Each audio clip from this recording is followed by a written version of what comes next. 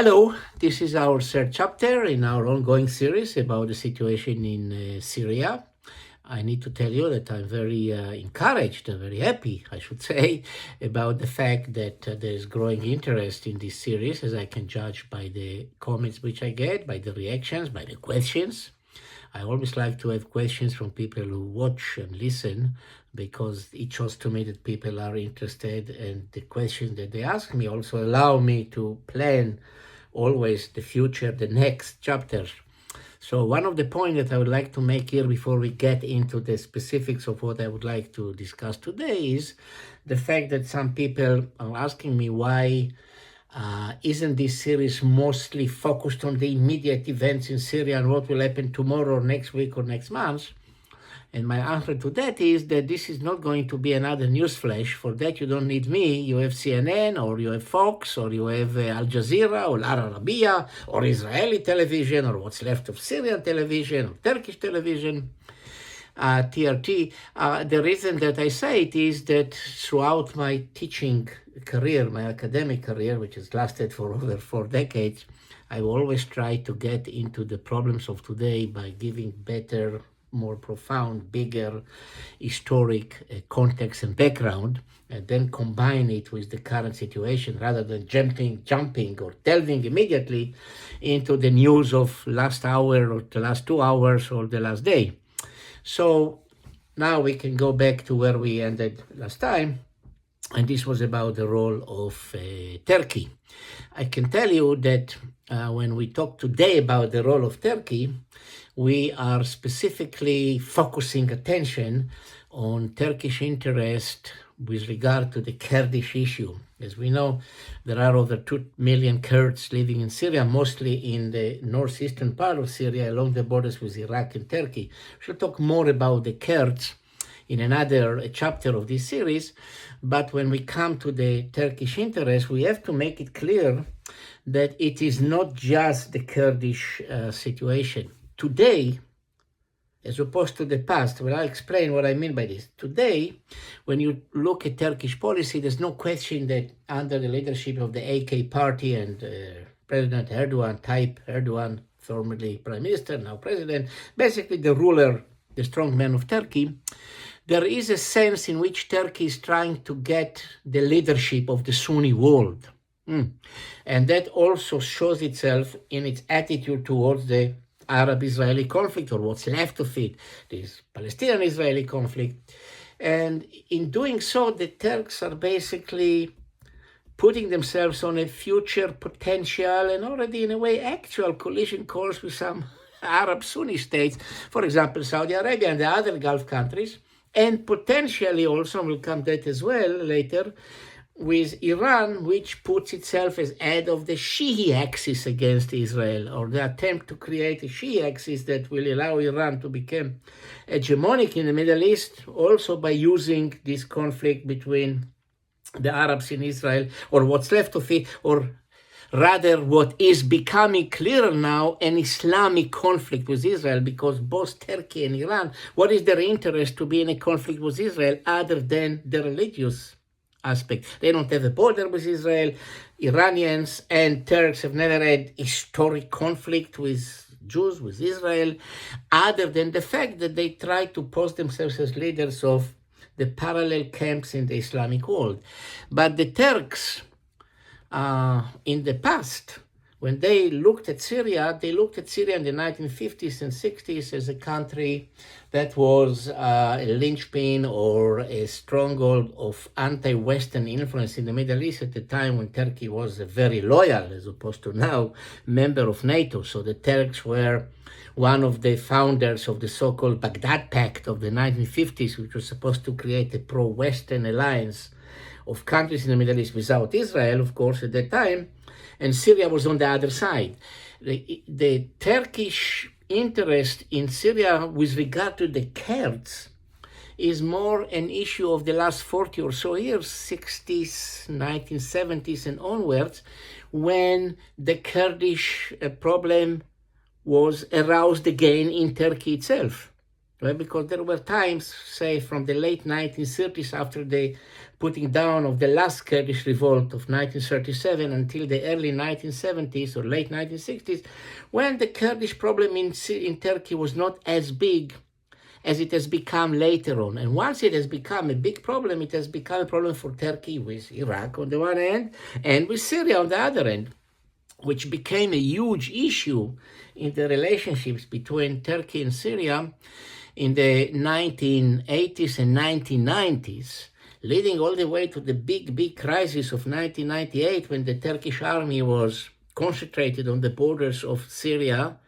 And coincidentally or not, I think not coincidentally, there were rumors or reports about Israeli concentrations in the Golan Heights, in the Israeli side of the border with Syria, and that was at the height of the crisis between Syria and Turkey over Kurdish issues, but also over the use of the water of the Euphrates River, which is also a problem between these two countries.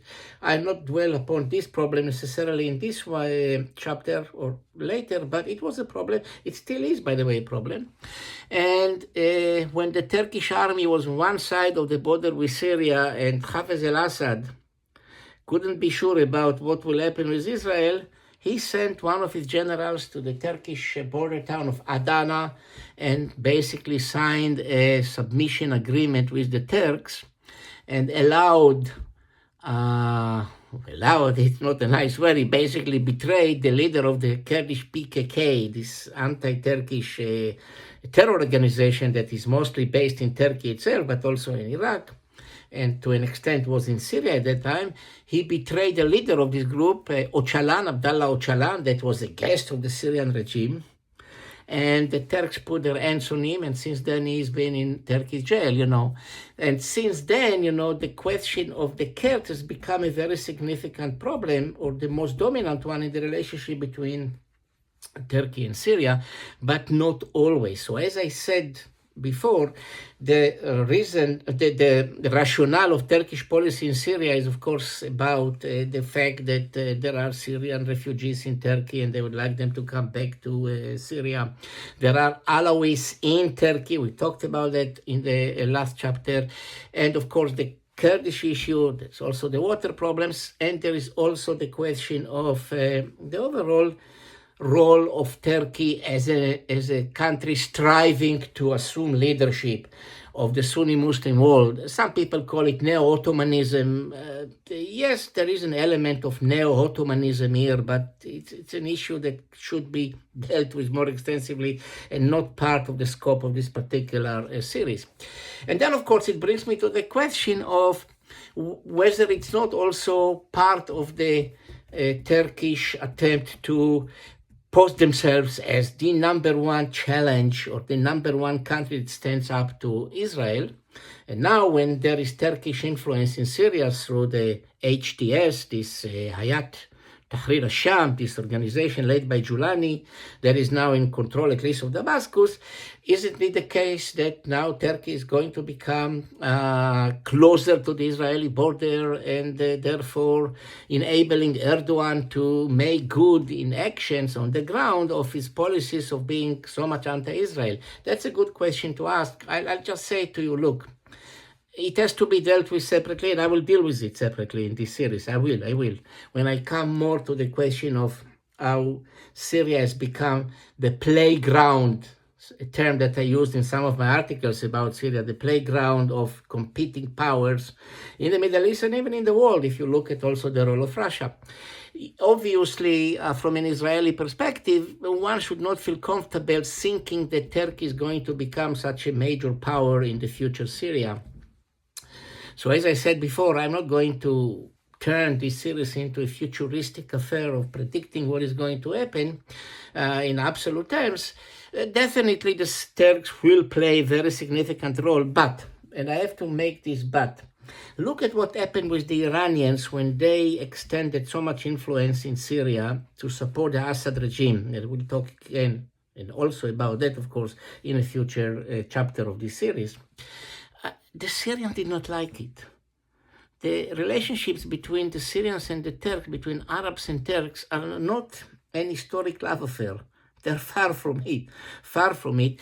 And the idea that Turkey is going to become the dominant power in Syria, or that Syria is going to be actually colonized by Turkey, may seem to be in line with what immediately happening right now. But if we put it in an historic context, and that's the way that I try to present this series at any rate, if we put it in an historic context, it's not going to work. It is not going to work.